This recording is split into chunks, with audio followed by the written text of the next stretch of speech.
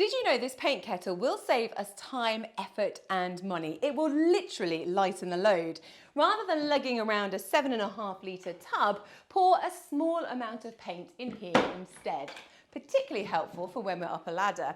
But just moving around a room, cutting in, painting the skirting boards is so much easier with a smaller pot.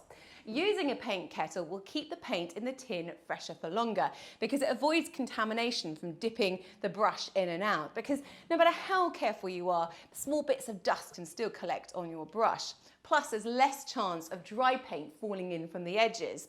Now, if the job isn't done, or like me, you want to come back the next day without pouring paint back into the tin, opt for a kettle with a lid. But more importantly, you can make a really big cup of tea with an unused one.